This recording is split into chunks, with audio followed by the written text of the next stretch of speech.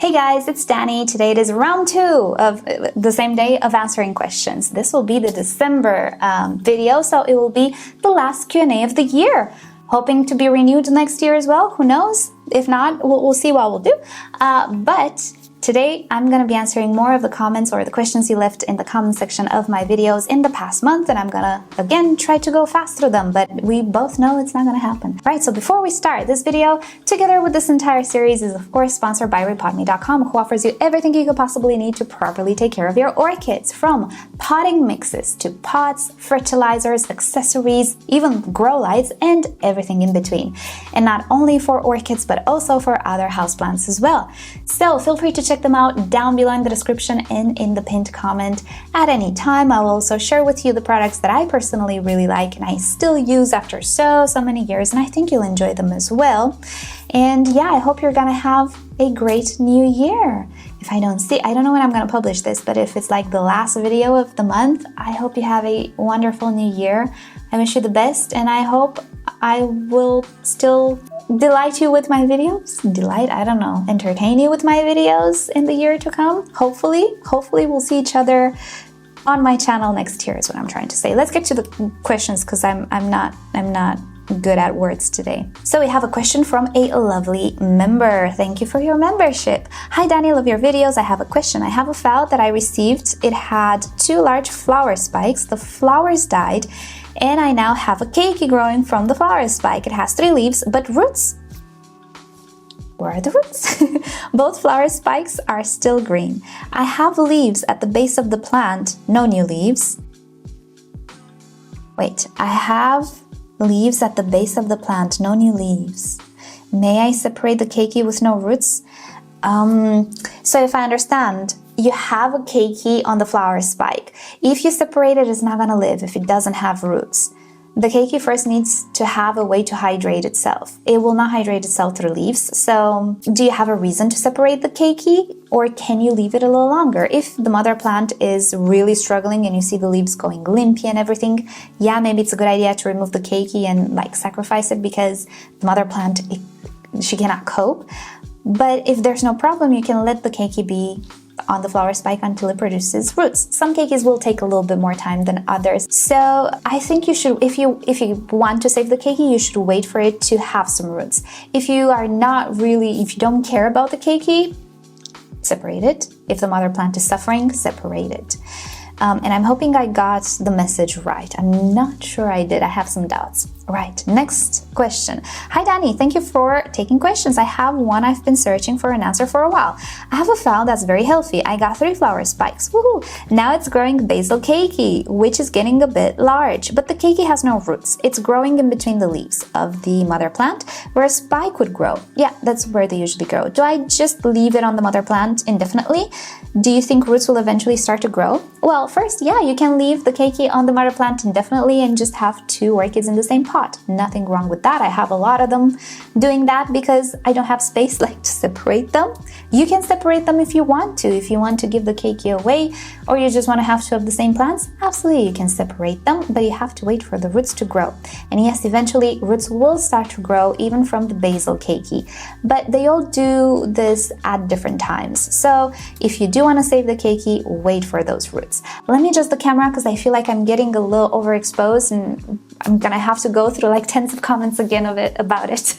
Right, I'm hoping that's better. I actually film right in front of my window, my southern window, and I start in the morning, and then the sun just comes right in front of me because the sun is low now as well. I can't talk today, I'm sorry. So the sun is low, and more it's like becoming brighter and brighter, and my viewfinder has a feature that saves battery life and it kind of dims itself. Now it's not dim for whatever reason. And I also am a little blind, so I don't see very well, and that's what happened last time with all of the brightness issues. Next question from Sandra. Hi Danny, I have 2 Dendrobium Nobile sitting right next to each other, one of them slightly blocking the morning direct sunlight. The temperature here are 14 Celsius at night. to 20 Celsius during the day, and they both have started the process of shedding their leaves. No leaves have been shed yet. Last week the temperatures were a little higher and I watered the shaded one. Now I notice some of the leaves starting to yellow. Should I not have watered it at all? Is it hiatus season already? Does it need something to help it not get any other yellow leaves? Thank you very much. I need to get my glasses for these videos. Thank you very much, and for the very interesting topics you address. I thank you for being a member and for watching my videos. Right. So, it's okay if you watered. Yellow leaves will happen with Dendrobium nobilis. They will typically lose their leaves in the first and second year of the cane's life, and that is absolutely normal. And I remember I didn't have nobilis for a long time, so I sometimes forget. But yeah, I remember when I had my nobilis, there was like the hiatus season, everything was falling, and the orchids looked a little bit sad in there, but it's okay, it's absolutely normal. It's okay if you watered. These guys are not so prone to rotting like habanarias, let's say. No, it's fine.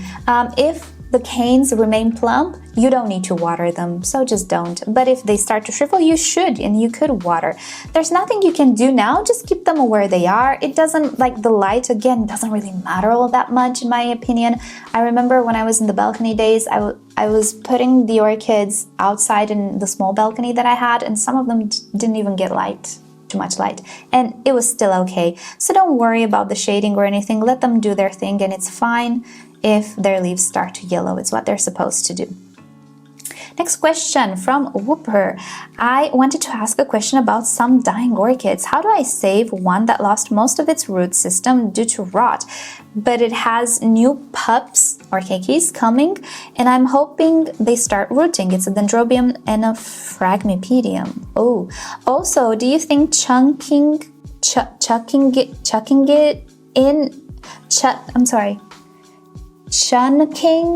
it in an IKEA box for higher humidity under grow lights would help the root system or the roots grow?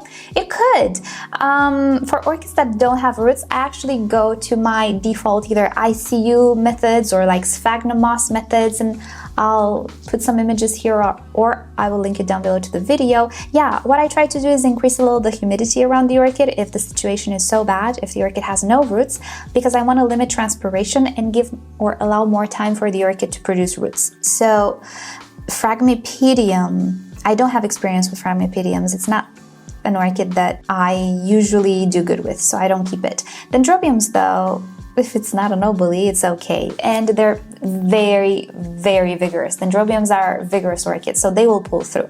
Yes, you can put these orchids on a bed of sphagnum moss or maybe in a glass and just keep them on a bed of moist sphagnum moss, but not soggy, and that should help. You can even put them in, I guess you're referring to those mini greenhouses from IKEA.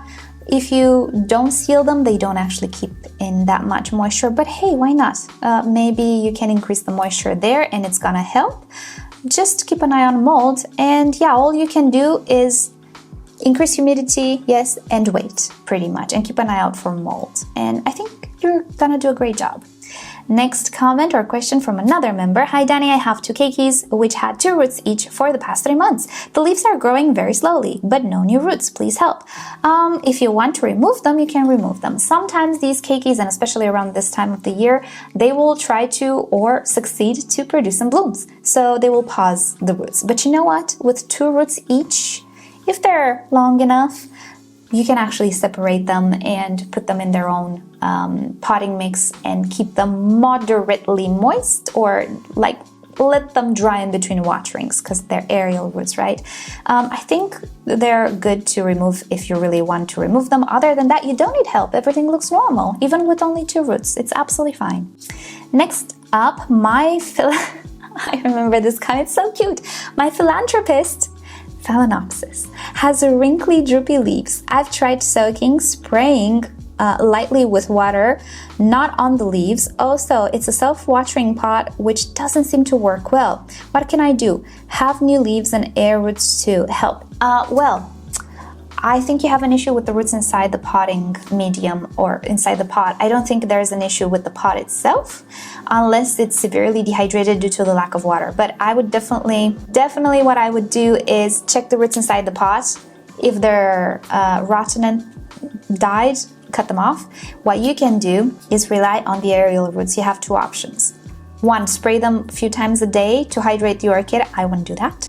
Or two, repot the orchid in a normal pot, just normal transparent pot with slits, just so you can keep an eye on the roots. Pot the aerial roots, but don't come for me in the comments. Stop writing. But do not water the orchid way too often or way too much. Do not use a very water retentive medium just yet. Pot them in bark. Water them through, like not soaking, but, or you can soak if it's bark, it's not going to retain water. Water them once every few days, let's say, as long as the orchid dries in between waterings and sits 2 to 3 days dry, you're good. Make it so that the roots are kind of wet for 1 day, but then dry for 2 days or 3 days. And then increase the watering. And then when they start to grow and they're okay, and they didn't die off because of the shock, which is the point of this experiment, then you can put them in whatever medium you want, in whatever pot you want. Maybe the self-watering pot is not good for you. Maybe it's too moist. Maybe it made the roots rot. Maybe the roots did not adapt to that environment. But definitely unpot the orchid and see what's going on, because I don't think it's good. But it's a good thing you have the aerial roots. So slowly adapt them to a potted life. And in that way, you will hydrate the orchid. I have a video with a cattleya in which I did this. I had roots outside the pot, and inside the pot there were no roots. The orchid was getting dehydrated, so I tucked the roots in. I'll link you to that video down below. You do the same thing with this Phalaenopsis, and I think you should be fine. Next question from Katie. Do you fertilize all year long? So sad, none of my Tolumnias are blooming. Oh, just hang in there. I know they take a while to bloom, but they will. And this was on my Tolumnia video, actually. I have some questions from there as well. I do fertilize all year round when I have time. I do. With the staling Tolumnias, I try not to fertilize so often because there's just no point. And if you've watched the Tolumnia video that I posted yesterday, but this will be in December, so okay.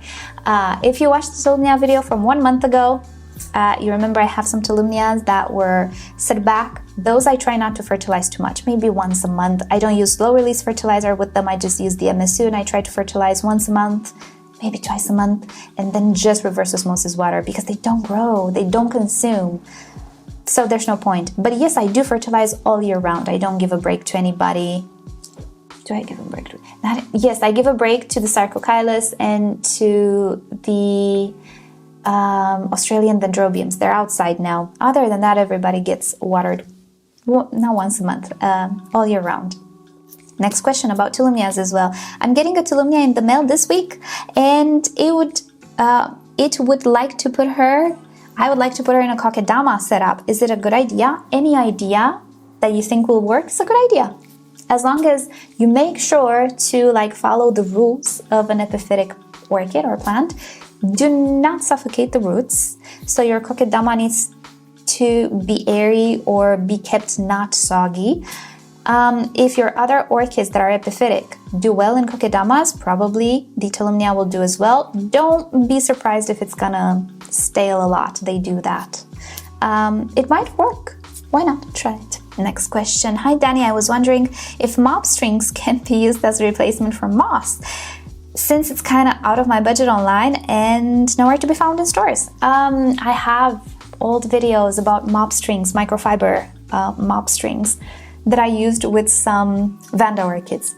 So here's the thing. The theory is good, the practice isn't good. So in theory, yes, they do work because microfiber retains water, is absorbent, it acts like moss. Only it's inorganic. However, it is so prone to cyanobacteria. Oh my gosh, algae and cyanobacteria. I never win the battle with cyano and with algae. So, and especially from microfiber, the roots get so attached that when you try to remove the pieces of microfiber, you remove the roots as well.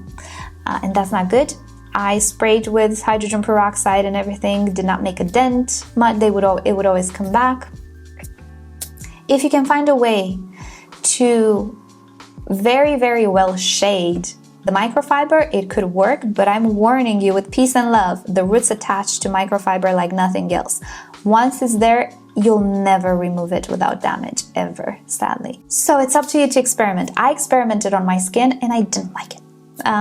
But it's up to you. Maybe you can find a good way to use it. Next question, Osmosis Jones.